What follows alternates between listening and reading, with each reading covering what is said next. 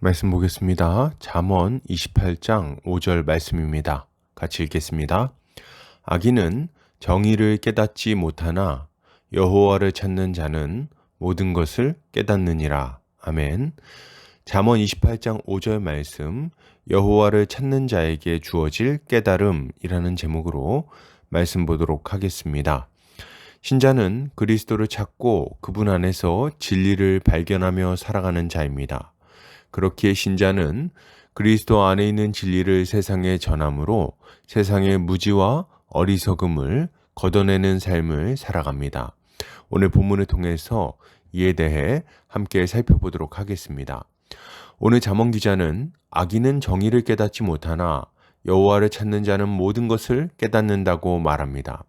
이것을 타번역본에서는 악한 사람은 공의를 이해하지 못하지만 여호와를 찾는 사람은 모든 것을 깨닫는다 라고 번역하고 있습니다. 본문은 악인의 무지함과 여호와를 찾는 자의 깨달음을 대조하면서 하나님을 찾는 자가 진리를 아는 지식을 얻게 된다는 점을 강조하고 있습니다.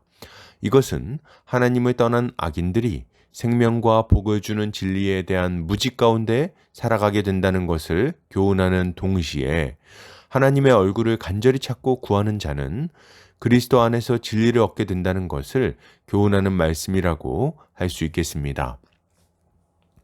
본문은 악인은 정의를 깨닫지 못하나 여호와를 찾는 자는 모든 것을 깨닫는다고 말합니다. 이때 정의는 미쉬파트라는 단어를 사용하고 있는데 심판, 재판, 공의 등의 의미를 가지고 있습니다. 그리고 깨닫다는 빈이라는 단어를 사용하는데 분별하다, 지각하다, 이해하다 등의 의미를 가지고 있습니다.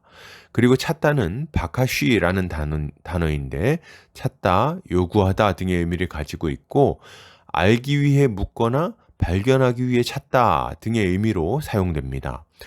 그러니까 정리해 보면 악인은 하나님의 공의를 이해하거나 분별하지 못하지만 하나님을 찾고 구하는 자는 모든 것을 이해하고 분별할 수 있게 된다는 말을 하고 있는 것입니다. 여기서 우리가 주목할 표현은 악인은 정의를 깨닫지 못한다는 표현입니다.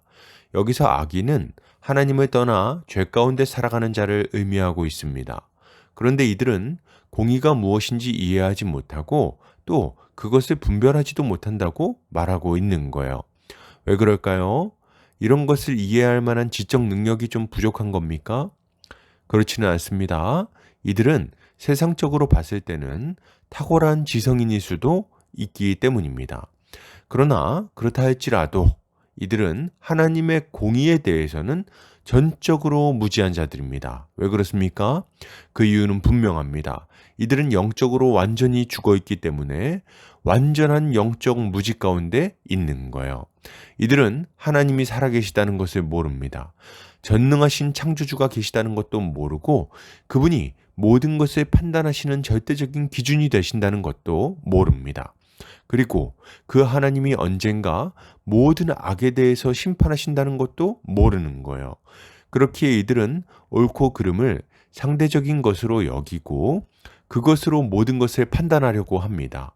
이들은 언제나 이런 상황에서는 이것이 옳지만 다른 상황에서는 그것이 옳지 않을 수도 있다고 말합니다. 나에게는 그것이 옳지만 다른 사람에게는 옳지 않을 수도 있다고 말하는 거예요. 이들이 자주 하는 말은 이런 겁니다. 아니, 그건 너무 극단적인 거 아니야? 다르게 생각할 수도 있잖아. 이들에게는 절대적인 진리가 없습니다. 이것은 이들이 따라야 할 절대적 가르침이나 삶의 원리가 존재하지 않는다는 것을 말해요. 그저 자기 마음에 끌리는 대로 살아가면 그것이 가장 옳은 것이라고 생각하는 것입니다. 이런 자들은 늘 어중간한 태도를 가지게 되어 있습니다. 잘못된 일에 대해 확고하게 반대하지 못하고 의로운 일에 분연히 뛰어들지 못하죠. 왜요? 그렇게 할 만큼 절대적인 가치가 없다고 생각하기 때문입니다. 이들에게 가장 중요한 것은 자기 자신이에요.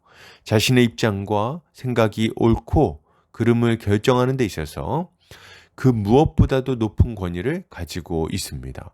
그렇기에 이들은 쉽사리 죄에 기울어지고 악한 일에 동조하면서도 죄책감 없이 살아가는 것입니다.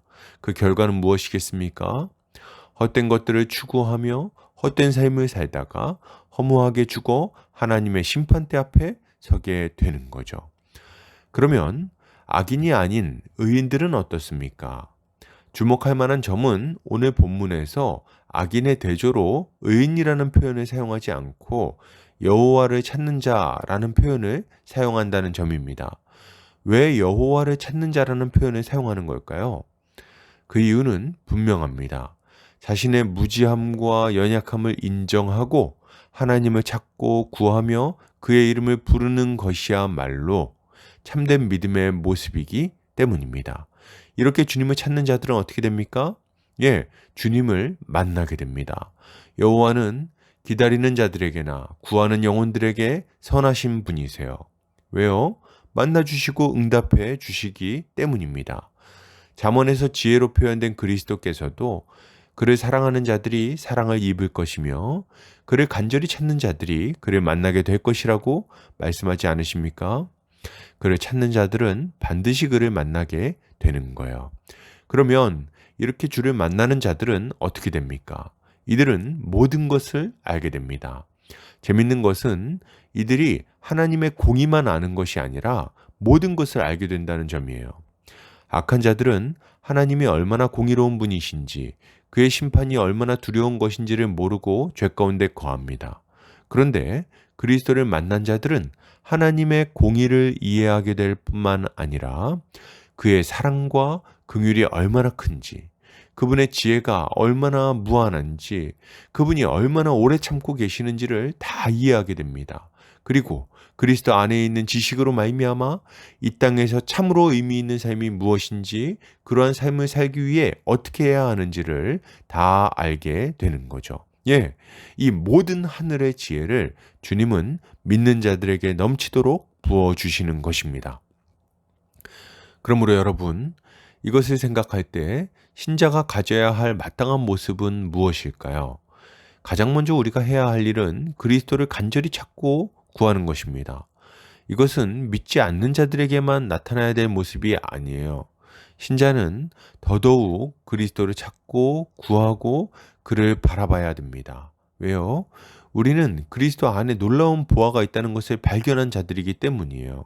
그러니 우리의 인생을 던져서 그 밭을 사고 그리스도를 궁구하며 살아가는 것은 너무나도 당연한 일인 거죠. 여러분, 우리가 그리스도를 간절히 찾고 구하면 주님은 우리를 만나 주실 것입니다. 말씀으로 우리를 깨우쳐 주실 거예요. 삶의 지혜를 넘치도록 부어 주실 겁니다. 무지의 장막을 걷어내고 모든 것이 명확해지게 만들어 주실 거죠. 그러므로 우리는 날마다 그리스도를 찾고 구해야 되는 거예요.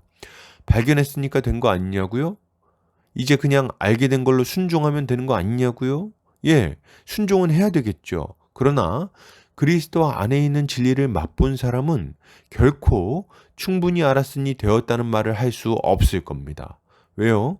그 진리는 참으로 송이꿀보다도 더 달기 때문에 그렇습니다. 그리고 진리가 우리를 충만하게 하고 우리의 삶을 이끌어가는 것을 경험했는데 어떻게 이 정도면 되었다고 말하겠어요? 오히려 이전보다 더욱 간절히 주를 찾게 되어 있는 것입니다. 그리고 이렇게 할 때 신자는 하나님의 은혜를 풍성히 누리고 전하는 복된 삶을 살 수 있게 될 거예요. 결론을 드립니다. 여러분, 그리스도를 간절히 찾읍시다. 그분 안에서 하늘의 모든 신령한 지식을 얻읍시다. 그리고 그것을 누리고 전하는 삶을 살아갑시다. 이것이 신자가 추구해야 할 마땅한 삶의 모습입니다. 오늘도 주님의 지혜로 승리하는 성도님들 되시기를 주의 이름으로 축복합니다.